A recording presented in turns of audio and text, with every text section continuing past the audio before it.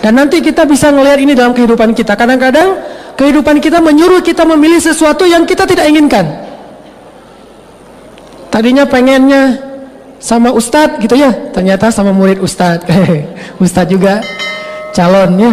Atau tadinya pengen sama pengusaha, ternyata sama calon pengusaha. Tadinya pengen sama dosen, ternyata sama mahasiswa. Atau dibalik kali ya, tadinya pengen sama mahasiswa, sama dosen. Tadinya pengennya sama orang Jawa atau orang Sunda, jadinya sama orang Sumatera. Tadinya pengennya sama menikahnya usia sekian, ternyata harus ditunda gara-gara belum selesai kuliah segala macam. Banyak kondisi dalam hidup kita itu kadang-kadang nggak seperti yang kita bayangin. Nanti pertanyaannya sederhana, apa yang kita cari? Untuk mertua nanya kayak gitu tuh, Pak, ini ada pertanyaan dari Ustadz. Apa yang Bapak cari? Kalau dia banyak alasan ya udah kita gunakan segala jurus, nolak aja. Udah aja, Pak, maaf mungkin terakhir sebelum saya pamitan ada satu pesan nih dari Ustadz, Bapak baca aja sendiri. Atau kasih potongan 1 menit main booster untuk calon mertua tuh tentang masalah apa yang kita cari. Apa sih yang dicari? Nyari apa dengan menikahkan putrinya? Nyari apa dengan mau menerima pinangan? Nyari apa dengan meminang? Nyari apa dengan mencari kerjaan? Nyari apa dengan segala aktivitas hidup kita? Kalau kita bisa mentajdidun niyah, memperbaharui niat kita, insya Allah kita nggak akan salah pilih. Nah, sahabat pernah agak keliru di sini nih. Nyari apa mereka dengan berangkat dari Madinah? Nyari harta atau cari ridha Allah? Kalau nyari harta pasti berat. Tapi kalau cari ridha Allah, mau digiring kemana aja yang penting Allah ridha. Ini apa yang kita cari. Sahabat mulai yujadil, mendebat, ya Rasulullah, ya Rasulullah, ya Rasulullah. Terus Nabi memberikan alasan, tapi kan, banyak tapikannya. Seolah-olah kayak mau disembelih aja. Lalu Allah berfirman kayak gini. Kemudian Allah mengatakan di ayat ke-7, wa idh ya'idukumullahu ihdat ta'ifatain annaha lakum wa tawadduna anna ghaira dhati syaukati takunu lakum. Ketika Allah memberi kalian pilihan di antara 2 kelompok atau 2 pasukan, sedangkan kalian menginginkan yang tidak punya senjata lah yang menjadi bagian kalian. Wa yuridullah, sedangkan Allah menginginkan untuk memperlihatkan kebenaran itu menang di atas kebatilan dan menghancurkan orang-orang kafir. Jadi pengennya kita sama pengennya Allah itu nggak selalu harus sama. Dalam kondisi kayak gitu ikutin aja pengennya Allah. Nanti kita lihat hasilnya kalau ngikutin pengennya Allah. Dan nggak kebayang seandainya sahabat waktu itu keras kepala, nggak kebayang apa hasil dari perang Badar. Mungkin kita nggak mengenal kisah-kisah menakjubkan dari perang Badar. Kalau seandainya mereka kekeh dengan pengennya mereka. Itu yang jadi realitas dalam hidup. Akhirnya setelah turun ayat ini, barulah sahabat nggak bisa berkutik. Ini mah udah perintah Allah. Jadi Nabi kalau udah nasihatin nggak berhasil, udah aja Allah berfirman, udah kan selesai kan? Nah gitu juga tuh, nggak berhasil semua jurus, Pak. Ini ada hadis nih dari Rasulullah. Tuh, apa kata Rasulullah? Kalau datang laki-laki yang baik akhlaknya untuk melamar putri kalian, maka nikahkanlah mereka. Oh gitu hadisnya? Riwayat siapa itu? Wah Pak, jangan tanya riwayat lah, pokoknya sahih aja lah Pak. Gitu ya, pakai dalil, tapi jangan ujuk-ujuk dalil. Tadi kirain mau ceramah, lo mau nyeramahin gua. Terakhir aja, pertama ini dulu TikTok dulu, bahasa yang sederhana segala macam, janji-janji. Ternyata Rasulullah udah nasihatin sahabat, nggak bisa. Akhirnya bacainlah firman Allah. Allah berfirman gini nih. Ini awal dari adegan perang Badar, ayat 5 sampai 8. Akhirnya baru mereka mengatakan, oh kalau ini adalah keputusan Allah, sami'na wa ata'na. Udah turun ayat nih, sami'na wa ata'na. Ikut, walaupun hatinya sebetulnya berat. Jalaninlah pilihan kedua, menghadang pasukan Abu Jahal yang lebih kuat daripada karavan dagang Abu Sufyan. Nah Abu Sufyan karena kaum muslimin belok, akhirnya dia juga ngambil jalur lain dan selamat sampai ke Mekah. Sekarang tinggal berhadap-hadapan kaum muslimin dengan pasukan kafir Abu Jahal. Ketika udah bikin kayak kemah gitu, camp sebelum besoknya akan terjadi peperangan. Malam itu Rasulullah SAW nggak bisa tidur. Coba teman-teman lihat ayat 9. Il tastaghitsuna rabbakum. Ketika malam itu kamu beristighosah kepada Tuhanmu. Tastaghitsun bahasa lainnya adalah istighosah. Teman-teman pernah dengar istilah istighosah? Istighosah itu artinya apa? Berdoa dengan sungguh-sungguh. Jadi ini nih.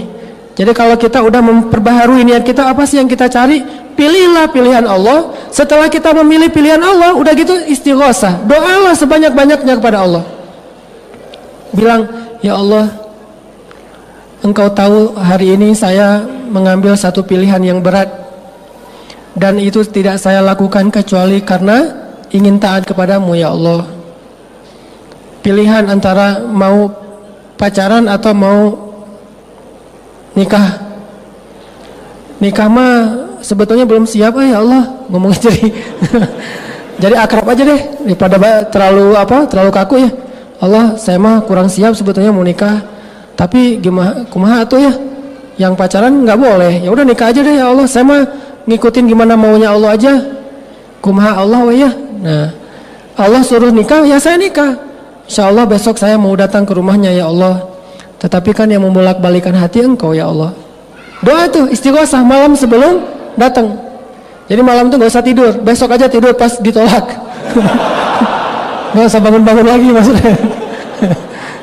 Jadi kalau malam itu jangan tidur. Kayak Nabi istighosah, istastaghitsuna rabbakum. Nabi itu berdoa semalam suntuk, gak tidur sama sekali. Cuma 2 orang yang gak tidur pada malam sebelum terjadi perang Badar, Rasulullah dan Abu Bakar As-Siddiq. Yang lain semuanya tidur lelap. Saking lelapnya, maaf ya ini sejarah, saking lelapnya banyak sahabat yang mimpi basah. Ini godaan setan. Jadi setan juga terlibat dalam perang Badar, bukan cuma malaikat. Jadi orang kafir ditolong setan, orang mukmin ditolong malaikat. Nah, cara setan ngegembosin semangat kaum muslimin apa? Dia datang ke dalam mimpi kaum muslimin, membuat kaum muslimin harus mandi janabah. Mimpi basah. Sedangkan Nabi berdua dengan Abu Bakar, doa terus, ya Allah, ya Allah. Apa salah satu doa Nabi waktu itu? Ya Rabbi, besok kami akan menghadapi musuh untuk kali pertama. Jika besok kaum muslimin binasa, maka aku khawatir tidak akan ada lagi orang yang menyebut namamu di muka bumi ini ya Allah. Maka tolonglah hamba-hambamu ini ya Allah. Terus, please ya Allah, please, please mahnya sampai pagi please. Terus saja memohon kepada Allah. Aku mohon dengan sangat, kan gitu ya. Gak nyambung ya. Gak tahu filmnya sih. Aku mohon dengan sangat, please ya Allah gitu. Nabi berdoa terus sampai kalau dalam sejarah disebutkan Nabi kan pakai shawl gitu, bukan shawl apa, rida itu kayak shawl atau kayak sorban ditaruh di kepala beliau sampai jatuh sorban itu, dan janggut beliau yang lembut itu basah dengan air mata, terus menangis sepanjang malam. Itu namanya istighosah. Salah satu rahasia kesuksesan Nabi dalam perang Badar. Pakai itu untuk perang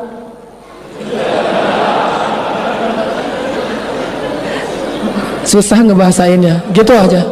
Pakai itu istighosah. Pertama pilih dulu pilihan Allah. Pilihan Allah yang mana? Yang paling soleha. Pilihan Allah yang mana? Niatin karena Allah, bukan karena yang lain-lain. Terserah Allah mau kayak gimana, pokoknya Allah yang senangnya Allah yang kayak gimana nih, yang kayak gini udah ambil aja. Begitu juga yang akhwatnya, yang cewek, yang perempuan. Pilihan Allah yang mana? Yang baik akhlaknya, yang dekat dengan agama Allah, yang dekat dengan masjid, walaupun mungkin secara duniawi kurang mapan. Pilih aja pilihan Allah. Kalau kita libatin Allah dalam pilihan kita, Allah nggak akan ngecewain kita, yakin tuh 100%. Tapi kalau kita nggak ngelibatin Allah dalam pilihan kita, nanti begitu kita punya masalah, kita ngadu ke Allah, Allah tanya, maksud lo? Kan kasihan kan ya? Walaupun Allah nggak akan ngomong kayak gitu, tapi apa maksudnya? Cuma bahasa ini mah maksud lo gitu. Allah nanya, ngapain kamu nanya-nanya ke saya? Bukankah saya nggak dilibatin dari awal? Sama kayak kita kan? Orang nggak dilibatin dari awal, pas ada masalah kok ngelibatin kita, nggak keren banget tuh, nggak fair gitu. Makanya ketika ada pilihan hidup, libatin Allah dalam pilihan kita, maka idzan la yudayyi'akallah, Allah nggak akan mengecewakan kamu. Sama kayak dulu saya pernah cerita, Siti Hajar ditinggalkan Ibrahim di tengah bukan padang pasir ya, padang batu. Karena Mekah dengan Dubai itu beda. Kalau Dubai itu pasirnya tuh kayak bedak, halus banget, itu padang pasir. Kalau Mekah batu, lebih panas daripada padang pasir. Ketika Siti Hajar ditinggalkan oleh Ibrahim di tengah lembah batu Mekah, Siti Hajar nanya kepada Ibrahim, "Ya Ibrahim, kenapa engkau tinggalkan kami di sini?" Ibrahim tidak bisa menjawab kenapa, karena nggak tega. Akhirnya Ibrahim jalan aja. Setelah jalan beberapa langkah, Siti Hajar ganti pertanyaannya, "Ya Ibrahim, Allahu amaraka bihadza? Apakah Allah yang menyuruhmu melakukan ini?" Baru Ibrahim mengangguk, "Ya, ini perintah Allah." Jadi kalau bahasa Arab Allah itu Allah, tapi kalau A-nya panjang, Allah, A-nya double, itu artinya apakah. Jadi apakah panjang gitu ya. Allahu amaraka bihadza, apakah Allah yang menyuruhmu melakukan ini ya Ibrahim? Ibrahim mengangguk, artinya benar Allah yang nyuruh. Apa kata-kata Siti Hajar? Kalau gitu berangkatlah wahai suamiku, kalau ini perintah Allah, la yudayyi'anallahu idzan. Allah enggak akan ngecewain kami. Tenang kan? Allah enggak akan ngecewain kami. Berangkatlah Ibrahim. Siti Hajar memeluk putranya, dan ternyata singkat cerita terjadi adegan keluarnya sumur Zam-Zam. Jadi kalau kita libatin Allah dari awal, itu gampang urusan kita. Masalahnya kita nggak mau ngelibatin Allah kecuali kalau udah mentok. Itu masalahnya. Kalau udah mentok baru ya Allah, ya Allah. Allah juga ngasih waktu. Kenapa ngasih waktu? Karena Allah ingin ngasih kita pelajaran supaya kita lain kali bisa lebih bijak untuk melibatkan Allah. Coba libatin Allah itu jangan pas mentok doang. Walaupun tetap kemana lagi kan kalau nggak Allah ya. Mentok-mentok juga walaupun dari awal kita nggak ngelibatin Allah. Mentok-mentok juga kemana lagi tempat kita berlari kalau bukan kepada Allah. Ilaika anabna wa ilaikal masir, kepadamu ya Allah kami kembali. Cuman lebih kerennya lagi itu bukan pas mentok ngelibatin Allah. Dari awal kita memilih jalan udah libatin Allah. Allah yang mana nih? Tanya dulu sama Allah. Terus tahu jawabannya gimana Ustaz? Baca firmannya, nggak ngerti Ustaz. Baca hadisnya, nggak ngerti juga Ustaz. Istisyarah, istifta, minta pendapat para ulama yang mengerti ayat Allah dan hadis Rasulullah. Itulah gunanya istifta, meminta fatwa. Istisyarah, meminta nasihat. Ustaz, ini gimana nih, ada dua pilihan, yang satu begini, yang satu begini. Kayak dulu zaman Nabi, cewek yang dilamar dua cowok itu minta pendapat Nabi. Datang nih seorang cewek ke Nabi Rasulullah SAW, bilang, "Ya Rasulullah, ini saya agak-agak dilematis. Kenapa? Ada dua cowok ngelamar saya." Cia. Gitu tuh teh. Datang ke Ustadz, tanya, "Ustadz, saya ada dua cowok yang ngelamar. Yang satu fulan, yang satu fulan." Kata Nabi, "Ya amat Allah, kalau yang cowok pertama itu saya kenal. Dia itu malas kerja." "Oh gitu Rasulullah?" "Iya, enggak pernah kerja dia mah, di rumah aja bangku-bangku tangan, nge-game aja di rumah mah dengan gadgetnya. Kalau bahasa sekarang mah suka nge-game, enggak pernah nganggur aja." "Oh gitu. Kalau yang kedua ya Rasul?" "Kalau yang kedua itu dia nggak pernah nurunin tongkat," kata Nabi. Arti nurunin tongkat tuh suka mukul istri, kasar orangnya. "Oh gitu, saya baru tahu, untung saya minta pendapat Rasulullah. Udah deh saya tolak aja dua-duanya." Ya gitu ya, ditolak dua-duanya. Akhirnya datang lagi yang lebih baik. Istisyarah namanya, minta pendapat ulama. Jangan putuskan sendiri. Karena kalau kita memutuskan sendiri dan kita nggak paham, berarti kita tidak melibatkan Allah dalam pilihan hidup kita. Dan nanti kalau ada masalah, susah mau minta tolong sama Allah. Dari awal tuh udah ngelibatin Allah. Tanya, yang mana nih yang Allah suka? Pekerjaan, jodoh, perbuatan, apapun lah pokoknya. Minta pendapat Allah. Kita pengen mengubah cara hidup kita. Tanya, yang mana yang baik nih? Model ini atau model yang itu? Tanya kepada Allah, libatin. Akhirnya Nabi berdoa semalaman, para sahabat mimpi, pas bangun dari tidur menjelang subuh, mereka ternyata harus mandi junub. Saat mereka mau mandi junub, airnya kurang, mulai terjadi lagi rasa gelisah dalam hati sahabat. Tuh kan, cek urang ge. Dari awal harusnya, gitu kan ya, mulai muncul desas-desus itu lagi. Aduh gimana ini ya tuh, masa kita mau berperang dalam keadaan kotor kayak gini? Dalam keadaan bersih aja belum tentu menang, apalagi kotor nih, ini bahaya banget nih. Mulai muncul waswasa, yuwaswisu fi sudurin nas.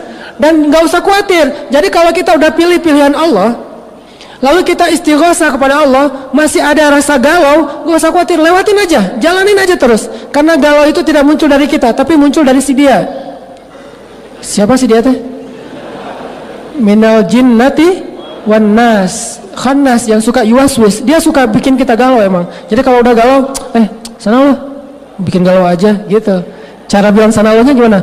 A'udzubillahi minasyaitonirrajim. Jadi terjemahannya sana lo gitu. Jadi kalau galau, a'udzubillahi minasyaitonirrajim. Udah pergi aja sana, nggak bakalan berhasil ngegalauin saya. Saya kok udah mantap sama dia. Cie. Ini ya. Jadi intinya apa? Kalau terjadi was-wasa, nggak nyaman karena kita udah pilih jalan Allah, karena jalan Allah itu nggak akan mudah, tetapi ujungnya pasti bahagia. Sedangkan jalan setan tuh kelihatannya tuh kayak keren banget, padahal ujungnya itu adalah sengsara. Kita pilih nih jalan Allah dari awal. Makanya nanya dari awal, ini nyari apa nih? Nyari Allah atau nyari dunia? Nyari akhirat atau nyari dunia? Nyari keridhaan Allah atau nyari hawa nafsu? Kalau yang kita cari itu Allah, udah jalanin aja. Gak mungkin Allah ngecewain, pasti. Cuman agak sedikit berlika-liku, tak apalah. Ya, sedikit ada masalah di jalan, biasalah itu. Yang penting jalanin aja terus. Nih sahabat kayak gitu, galau, gak bisa mandi, airnya habis, airnya sedikit. Bayangin, gak usah yang 300 orang. Kita kadang-kadang bikin berkemah, misalnya 20 orang, 30 orang, kan susah nyari air tuh. Apalagi ini di tengah padang pasir, 300 orang, dan semuanya butuh mandi. Datang ke Nabi, ya Rasulullah, ada apa? Ini kami semuanya wajib mandi, cuma Rasulullah sama Abu Bakar doang nih yang gak wajib mandi. Gimana ya Rasulullah? Gak ada air? Gak ada. Doa lagi Nabi, ya Allah, ada air gak? Turun hujan coba malam itu. Kata Allah di ayat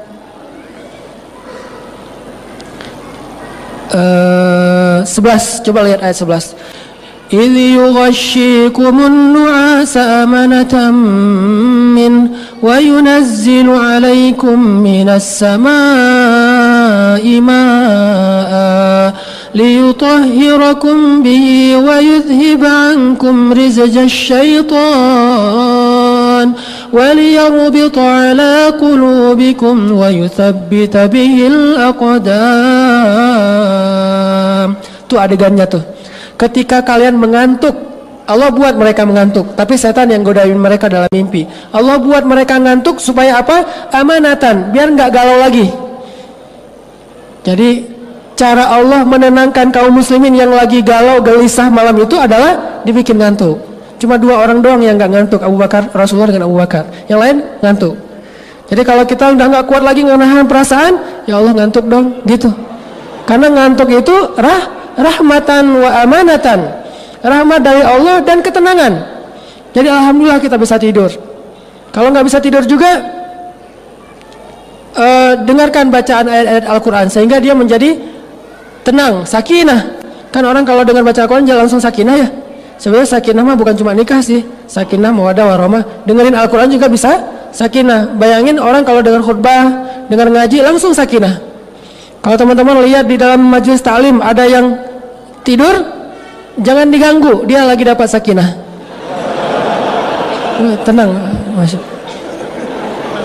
Kenapa pas sudah bubar ta'lim bubar dia bangun? Karena udah nggak ada lagi sakinahnya. Sakinah itu hanya ada di dalam majelis ilmu. Biarin dia tidur, lagi dapat sakinah. Ada teman kita di sebelah gini aja, sampai kadang-kadang keluar suara-suara gitu ya. Waduh, sakinah banget ya, masya Allah gitu. Dan kemungkinan lain, kenapa dia dapat sakinah? Karena Allah ingin menenangkan dia, kergalau. Jadi karena dia lagi galau, Allah bikin dia sakinah. Kaum muslimin lagi galau, galaunya bukan masalah apa-apa, masalah besok gimana nih perangnya. Kita belum punya pengalaman, nggak pakai strategi yang matang. Akhirnya Allah buat mereka nuas, ngantuk, tidur semuanya kecuali 2 orang. Ternyata pas mereka nggak bisa mandi, Allah katakan wa yunazzilu alaikum minas samaa'i ma'a. Allah turunkan untuk kalian dari langit air, sehingga para sahabat semuanya waktu subuh itu mandi air hujan.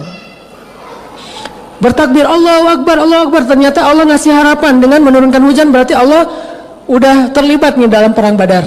Sejak saat itu Allah sudah terlibat, terbukti itu. Begitu mereka pengen mandi, turun hujan. Udah selesai mandi, sholat subuh. Selesai sholat subuh, maka kemudian kaum muslimin bersiap-siap mau perang Badar. Mereka sudah berdiri berhadap-hadapan. Terjadilah duel awalnya. Duel antara Ali bin Abi Thalib, ada Hamzah dan segala macam melawan pasukan musuh. Dan memang waktu itu gladiatornya emang Ali sih. Dia lagi jadi Achilles gitu ya, lagi jadi gladiator gitu.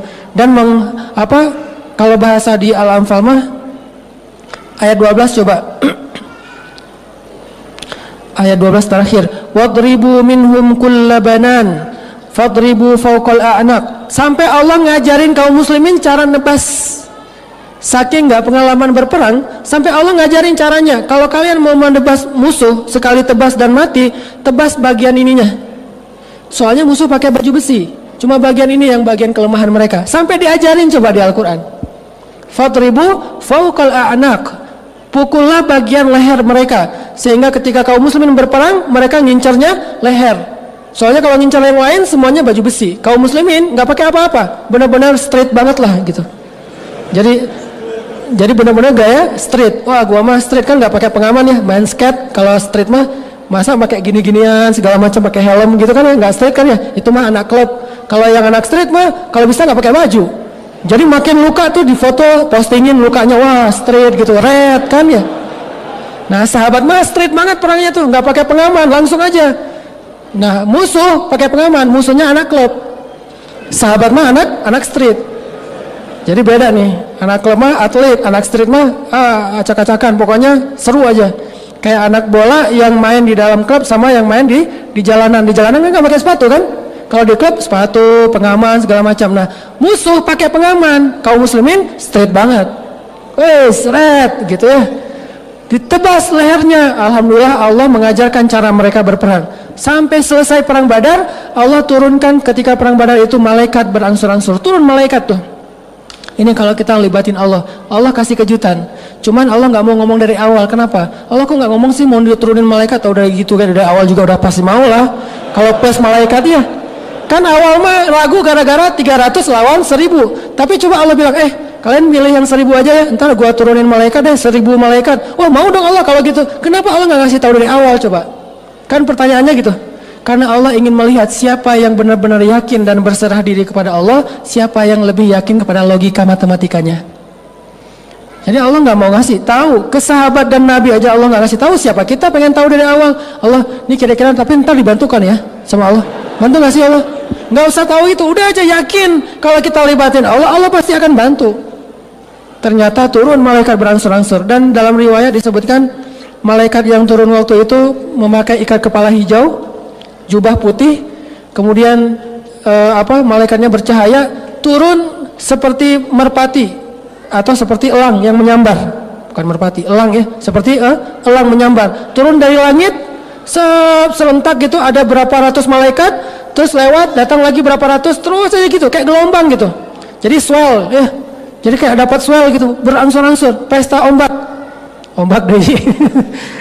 Nah, akhirnya datang malaikat ngabisin musuh-musuh, dan ini diriwayatkan oleh seorang musuh yang kelak dia masuk Islam. Dia bilang gini, pas terjadi perang Badar, kami melihat ada pasukan berwarna putih memakai jubah-jubah putih seperti burung, dan mereka mengikat kepala dengan ikat kepala hijau. Mereka datang menyambar, lalu aku menutup mataku dan tidak berani melihat, sehingga aku mendengar suara teman-temanku berteriak seperti orang yang sedang ditebas lehernya.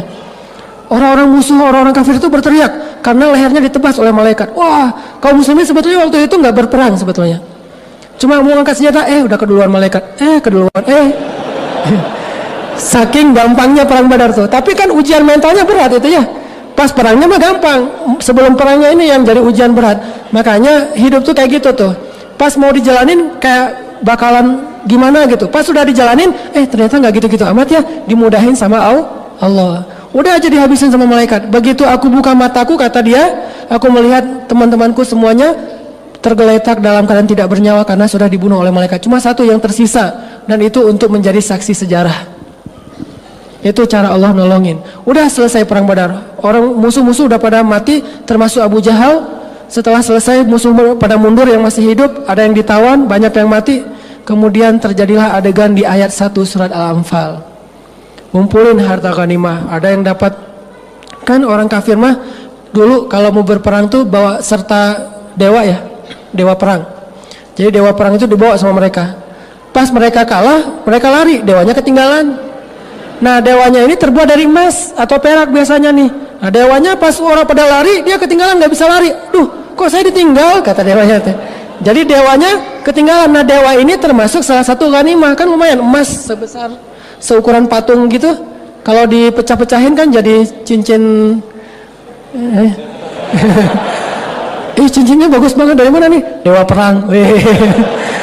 Jadi maharnya dewa apa? Dewa perang. Ditinggalin tuh dewa-dewanya tuh, diambil sama kaum muslimin. Mau dileburin lagi terus jadi perhiasan. Ada yang dapat onta, ada yang dapat kuda, ada yang dapat dewa, ada yang dapat pedang. Nggak rata. Jadi ada yang dapat miliaran, ada yang dapat cuma berapa puluh ribu. Nggak sama gitu. Akhirnya terjadilah perdebatan lagi. Tadi kan emang niatnya dari awal pengen dapat ghanimah kan? Nih mumpung kita udah ngikutin nih apa maunya Allah, sekarang udah dapat ghanimah, ayo kita ambil, rebutan udah aja tuh. Pas udah gitu terjadi percekcokan di antara mereka. Ada yang bilang, loh kok saya cuma dapat segini, kamu dapatnya banyak, padahal saya duluan yang paling depan tadi pas perang, giliran ghanimah kamu aja depan. Ramai aja di antara sahabat. Mengadulah mereka kepada Rasulullah, yas'alunaka anil anfal. Makanya saya bilang surat Al-Anfal ini tidak berurutan secara alur, karena emang Al-Quran bukan buku kisah, tapi kisah sebagai contoh. Kita harus baca kisah dulu baru baca ayatnya. Mereka tanya, ya Rasulullah gimana tuh nih pembagian Al-Anfal kok nggak sama rata? Saya capek-capek berperang nih, lihat nih tangan saya banyak bekas luka, tapi dapatnya cuma segini doang. Dia nggak ada apa-apa, tapi dapatnya banyak. Rame aja. Terus kata Allah, Kul anfalulillahi war rasul. Harta itu milik Allah dan Rasul. Ujian lagi tuh coba. Terutama bagi yang udah ngumpulin banyak, coba. Milik Allah dan Rasul, balikin. Saya gitu. Siapa yang ngomong gitu? Yang dapatnya dikit. Kalau yang dapatnya banyak, diam-diam aja. Kalau yang dapatnya dikit, Allah dan Rasul, ayat udah turun loh. Udah aja, ngumpulin. Kan ujian lagi kan? Ini ujian mentalnya berat loh. Makanya hayati tuh perang Badar tuh. Dan mereka tuh bukan basa-basi, memang benar-benar agak lumayan ramai. Buktinya Allah berfirman, fattaqullah wa aslihu dzata bainikum. Damaikanlah urusan di antara kalian. Berarti ada apa? Ada keributan kan ya? Makanya Allah suruh berdamai. Soalnya tidak sama rata. Ketika Nabi bilang ini milik Allah dan Rasul, yang udah dapat banyak agak-agak berat gitu. Aduh, lebar ini lebar nih, terlalu banyak gini dapat hartanya. Tapi kata Allah, kulil anfal lillahi wal rasul, milik Allah dan Rasul. Ya udah diambil, dikasih ke Rasul. Baru Rasulullah membaginya secara rata.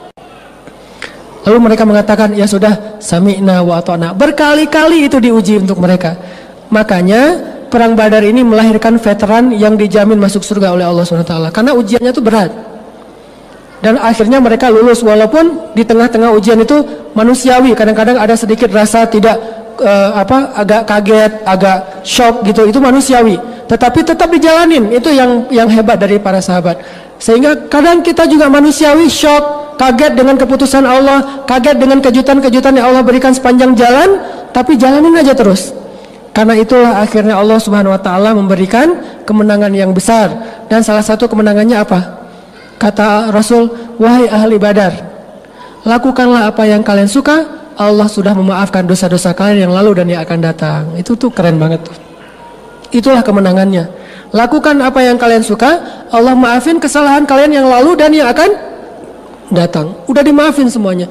Sehingga kelak kalau ada ahlu Badar yang melakukan kesalahan fatal, tetap dimaafin. Salah satunya ada seorang ahlu Badar nanti pas Fathu Makkah membocorkan rahasia peperangan Nabi, dan itu hukumannya harusnya hukuman mati. Dia bawa surat, dititipin lewat seorang cewek, ceweknya diutus ke Mekah, ngebocorin Rasulullah akan melakukan Fathu Makkah. Tapi Nabi kan dapat wahyu. Jadi Nabi dikasih tahu sama Allah, ya Muhammad, tuh ada cewek bawa surat kamu untuk membocorkan rahasia kamu. Nabi ngutus Ali nyari si ceweknya, ketemu di jalan, Bu, apa? Ibu bawa berita apa rahasia Rasulullah ya? Enggak kok, enggak, dia nggak mengaku. Kata Ali, demi Allah Rasulullah tidak mungkin berdusta. Kalau ibu tidak mengaku, saya geledah nih. Karena perempuan itu masih punya kehormatan, malu digeledah. Akhirnya dia keluarkan secari kertas, dari balik rambutnya dia katakan, ini titipan dari seseorang. Dibawa ke Madinah. Di Madinah orang yang menulis surat itu di sidang. Ternyata dia veteran perang Badar. Bayangin, veteran perang Badar pernah melakukan itu. Pas di sidang di depan Nabi, orangnya udah didatangkan. Wah, apalagi yang dilakukan Umar? Umar mah ya. Umar mah kan langsung ngeluarin, "Ya Rasulullah, izinkan saya tebas nih leher orang ini sekarang juga. Innahu qad nafaq." Dia sudah munafik ya Rasulullah.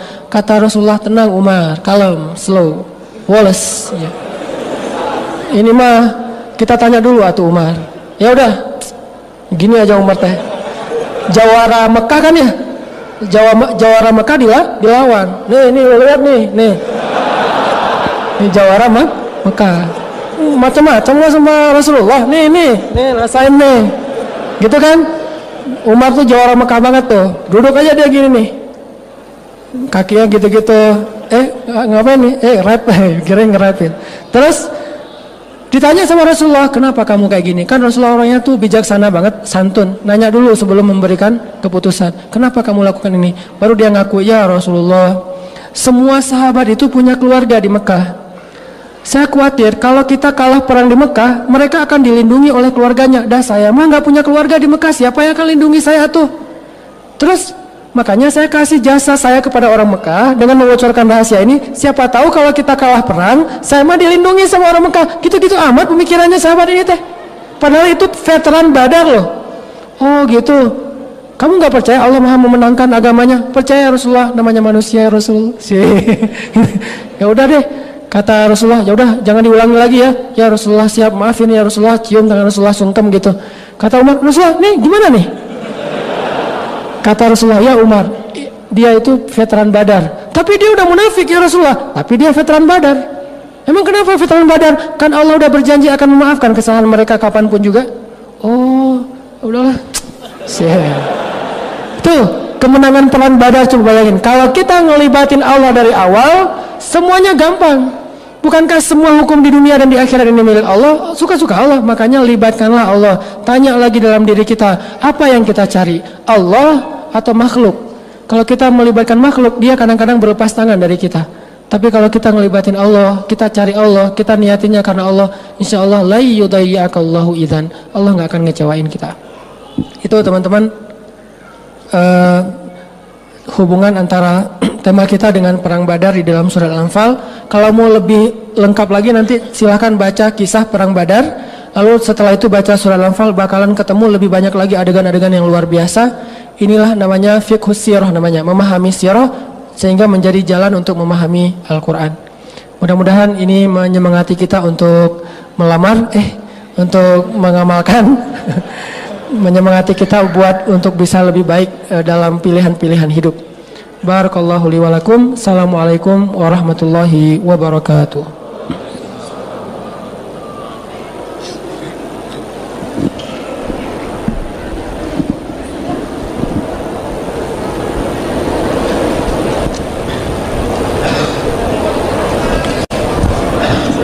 Langsung ya.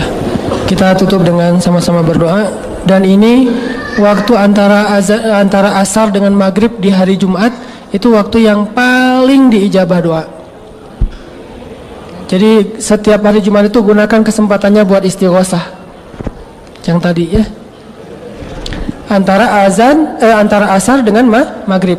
Dan terutama saya selalu ngingetin, yuk kita jangan lupa juga ngedoain saudara-saudara kita di Palestina, di Suriah, di Irak, Rohingya. Karena emang nyatanya kita juga belum bisa jadi relawan ke sana, belum bisa berjihad ke sana, belum bisa rutin menyumbang untuk mereka. Minimal jangan pelit dengan bacaan doa untuk mereka. Karena kadang doa itu juga kadang lebih berharga bagi mereka. Minimal kalau Allah tidak memberikan mereka kemenangan dengan mengalahkan musuhnya, Allah berikan mereka ketenangan dan kekuatan hatinya, dan kemenangan mereka adalah syahid di jalan Allah Subhanahu wa taala. Mudah-mudahan kita bisa benar-benar bisa membantu kaum muslimin di seluruh dunia sehingga tidak ada lagi cerita kezaliman seperti di Suriah yang setiap hari sampai hari ini juga masih ada berita terupdate walaupun tidak diliput oleh media kita, bagaimana banyak anak kecil yang dibom sehingga putus kakinya tapi masih merangkak-rangkak cari ambulans ya, jalan sendiri, kakinya dua-duanya udah putus tapi dia merangkak mencari ambulan untuk dapat penanganan. Itu terjadi di Suriah. Jadi kalau kata Nabi, malhamah kubro, di akhir zaman itu akan terjadi perang namanya perang malhamah kubro. Malhamah itu dari kata lahmun. Lahmun itu artinya daging, tumpah daging, bukan tumpah darah.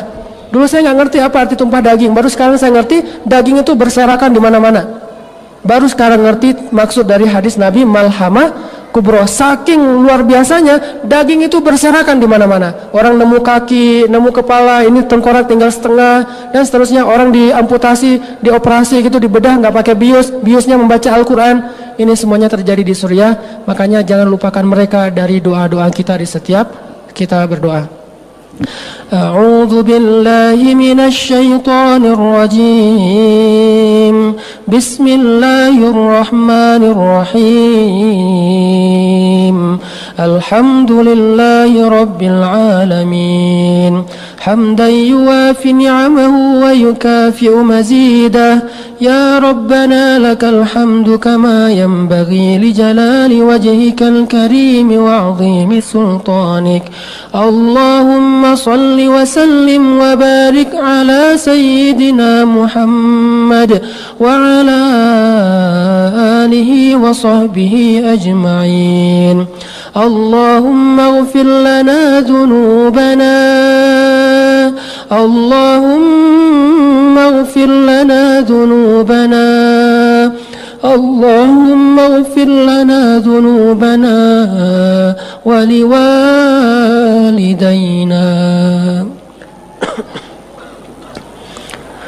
اللهم اغفر لنا ذنوبنا ولوالدينا ولوالدينا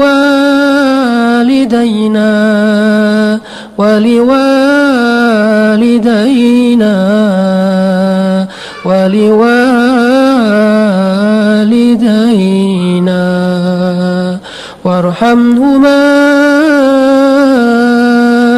وارحمهما يا رحمن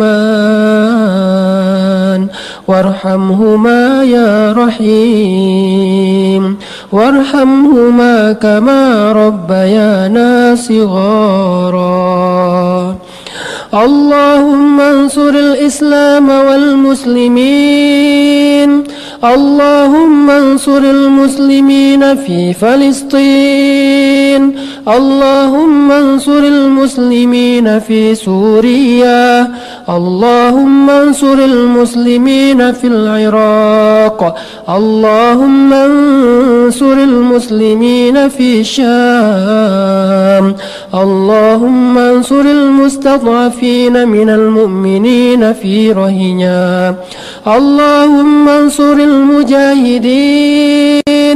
ووحد صفوفهم وسدد رميهم واشفي جرحاهم وارحم شهداءهم اللهم ألف بين قلوب المؤمنين اللهم اجعل بلدنا هذا إندونيسيا بلدا آمنا وارزق أهله من الثمرات يا رزاق يا رب العالمين اللهم أعنا على ذكرك وشكرك وحسن عبادتك ربنا آتنا من لدنك رحمة وهيئ لنا من أمرنا رشدا واجعل لنا من كل ضيق مخرجا ومن كل هم فرجا ومن كل عسر يسرا ربنا هب لنا من الصالحين ربنا هب لنا من أزواجنا وذرياتنا قرة أعين واجعلنا للمتقين إماما يا ودود يا ودود اللهم إنا نسألك علما نافعا وقلبا خاشعا وعملا متقبلا ورزقا حلالا طيبا ودعوة مستجابة يا مجيب السائلين ربنا آتنا في الدنيا حسنة وفي الآخرة حسنة وقنا عذاب النار يا ربنا terimalah doa-doa kami ya Allah. Terimalah permintaan kami ya Allah. Terimalah istighosah kami ya Allah. Terimalah curhat-curhat kami ya Allah. Tiada yang lebih mampu mengabulkan setiap permintaan kami selain Engkau ya Allah. Tidak ada yang tahu setiap langkah semut, yang maha mendengar kecuali Engkau ya Allah. Engkau mendengar segala sesuatu yang tersembunyi di langit dan di bumi, dan Engkau pasti mendengar permintaan kami. Dengarkanlah dan ijabahlah ya Allah. Sesungguhnya inilah waktu yang terbaik untuk berdoa, maka terimalah doa-doa kami. Limpahkanlah rahmat dan hidayah-Mu kepada kami, dan limpahkan pula kemenangan dan pertolongan kepada saudara-saudara kami di seluruh dunia ya Allah. Kuatkanlah hati mereka ya Allah. Kuatkanlah kesabaran mereka ya Allah. Berikan mereka kemenangan atas musuh-musuhnya ya Allah. Ya Rabbana, ampuni dosa bunda-bunda kami ya Allah. Ampuni dosa ibunda kami ya Allah. Ampuni dosa ibu kami ya Allah. Ampuni dosa ibu kami ya Allah. Kami tidak sanggup untuk membalas jasa-jasa ibu kami selain mendoakan kebaikan untuknya ya Allah. Ampunkanlah dosa ibunda kami. Ampunkanlah dosa ayahanda kami ya Allah. Jadikanlah keduanya sebagai ahli surga-Mu ya Allah. Pertemukanlah kami dengan ayahanda dan ibunda kami di dalam surga-Mu ya Allah. Ya Rabbana, di dalam genggaman-Mu lah hati-hati hamba-Mu ya Allah. Maka bimbinglah hati kami, genggamlah hati kami, arahkanlah dan condongkanlah hati kami kepada iman dan hidayah. Jauhkanlah hati kami dari kesesatan dan kekufuran ya Allah. Ya Rabbana, beri kami ilmu yang bisa kami amalkan. Beri kami rezeki yang bisa kami mendapatkan keberkahan di dalamnya. Beri kami hidayah yang dengannya kami bisa mendekatkan diri kepadamu ya Allah. Anugerahkanlah untuk kami hati yang khusyuk, lisan yang senantiasa basah dengan berzikir kepadamu, dan mata yang selalu mampu menitikan air mata karena takut akan azab-Mu ya Allah. Rabbana, beri kami kebaikan di dunia dan beri kami kebaikan di akhirat. Jauhkanlah kami dari azab api neraka. Subhanakallahumma wa bihamdika, asyhadu an la ilaha illa anta astaghfiruka wa atubu ilaik. Assalamualaikum warahmatullahi wabarakatuh.